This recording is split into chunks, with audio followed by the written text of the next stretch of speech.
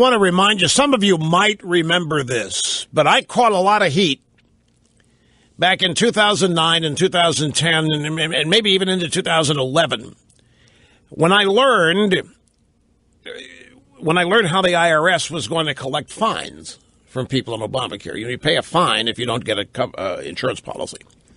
And it all relates to the individual mandate and the business mandate and all this sort of stuff and how you're going to be dealt with if you don't sign up, you don't go to exchange, don't buy a policy from somewhere. There's a schedule that people will pay fines. The fines are cheaper than policies first couple of years on purpose. Doesn't take long, though, that the fines end up being more expensive than the policies. But the fines being cheaper than policy are designed to get people to pay the fines first if they don't want insurance. It's a psychological thing. And I remember telling people the only way the IRS is empowered to collect the money is by seizing money from you via your tax return. The IRS cannot send you a bill. Well, theoretically, IRS can do anything. But the way it was set up when Obamacare was first being debated, and we were first learning about it, was that if you were judged by the IRS to be in arrears when it came to the mandates of Obamacare, if you either owed a fine or if you had not spent enough on a policy or if you had not done enough to comply with the law, the way the IRS was, according to the law, empowered to get your money was to seize your refund. Now, I don't expect too many people remember this because it was 3-4 years ago, and it was during a time when we were being flooded with details about what Obamacare was. But I remember, for those who were paying close attention, that I caught heat because the moment that I learned this, I suggested that people make changes in their withholding so that they did not get a refund. If the IRS can only take money from you in the form of a fine for not having Obamacare or some other failure to comply, if they can only get money by seizing your refund, then don't do a refund.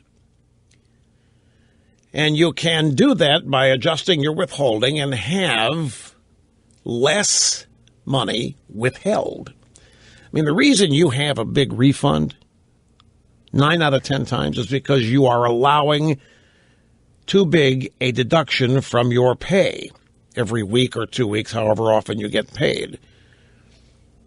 So the government gets your money, pays you no interest, they hold it for the year, and then you get a refund when you file your taxes that next April.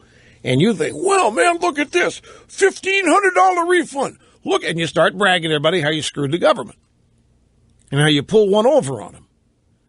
And you did no such thing.